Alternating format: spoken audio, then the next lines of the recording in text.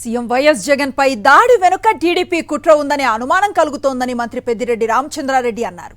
నారా లోకేష్ వ్యాఖ్యలను గమనిస్తే ఇదే విషయం స్పష్టంగా తెలుస్తోందన్నారు.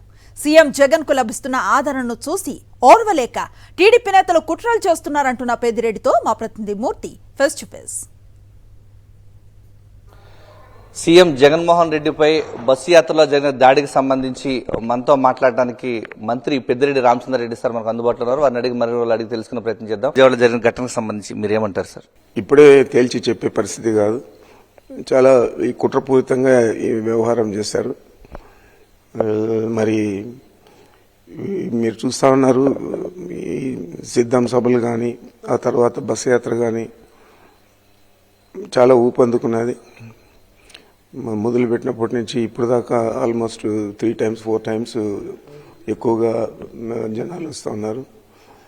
మరి ఇంత పెద్ద దీంట్లో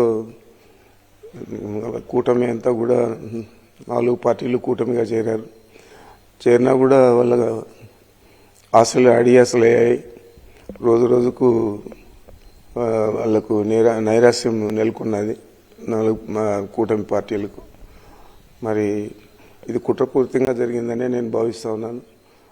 తప్పకుండా బాధ్యులను శిక్షించేదే కాదు, ఏ పార్టీకి సంబంధించిన వారు తెలిస్తే రాష్ట్ర ప్రజలకు ఎవరు కుట్ర చేస్తా ఉన్నారనేది తెలుస్తుంది. పట్టరాని ఆగ్రహంతో లోకేష్ ట్విట్టర్లో పెట్టాడు, 2019లో కోడికత్తి, 2024 రాయి అని చెప్పి. ఈ రాయి కూడా తాడేపల్లి ప్యాలెస్ నుంచి వచ్చిందని మాట్లాడుతూ ఉన్నాడు. వీడికి అసలు బుద్ధి ఉందా లేదా నాకు అర్థం కావడం లేదు. కానీ మరి ఆ రాయిని ఇస్తాము, అదే స్పీడ్తో ఆ స్కూల్ దగ్గరనే నిల్చుకొని ఇతని కొట్టించుకుంటే ఎక్కడ పడుతుందో చూడాలి.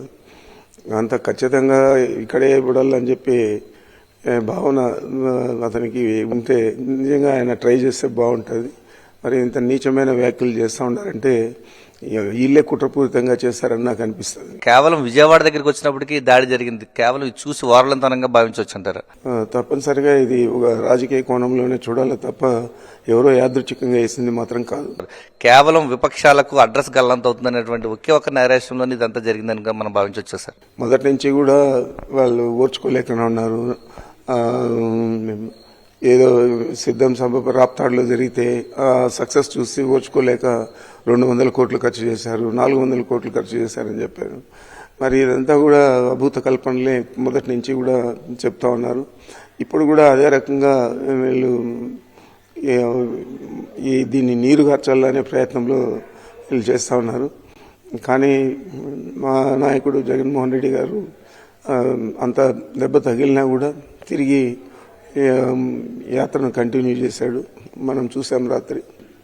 తప్పకుండా ఇది ఈ రాజకీయ కుట్రగానే నేను భావిస్తాను. ఒక రాష్ట్ర ముఖ్యమంత్రి పైన దాడికి చేసేంత ధైర్యం వీళ్ళు చేశారు అని అంటే దీని వెనక పెద్ద అదృష్ట శక్తులు ఉన్నాయని అనుకోవచ్చు అంటారు సార్?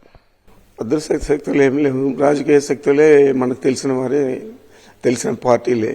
ప్రధానంగా ఈ లోకేష్ ట్విట్టర్ చూసిన తర్వాత నాకు అనిపించేది తెలుగుదేశం పార్టీ కుట్ర ఇది అని నాకు అనిపిస్తుంది. సిద్ధం బస్సు యాత్ర ద్వారా వచ్చినటువంటి ప్రజాదరణ చూసి వరవలేక రాజకీయ కక్షలో భాగంగానే ఈరోజు సీఎం జగన్మోహన్ రెడ్డిని టార్గెట్ చేస్తూ ఈరోజు దాడి చేయడం పట్ల ఈయన తీవ్రంగా ఖండిస్తున్నారు. ఖచ్చితంగా ప్రజలంతా కూడా సీఎం జగన్మోహన్ రెడ్డి పక్షాన నిలిచారు. ఖచ్చితంగా వైఎస్ఆర్ కాంగ్రెస్ పార్టీ రానున్న ఎన్నికల్లో భారీ విజయాన్ని నమోదు చేస్తుంది. ఇలాంటి ఎన్ని కుట్రలు చేసినా కూడా ప్రజలంతా కూడా గమనిస్తున్నారని చెప్పి మంత్రి పెద్దిరెడ్డి రామచంద్రరెడ్డి చెప్తున్నారు. కెమెరామెన్ ముఖేష్తో విజయమూర్తి, సాక్షి టీవీ, తిరుపతి నుంచి.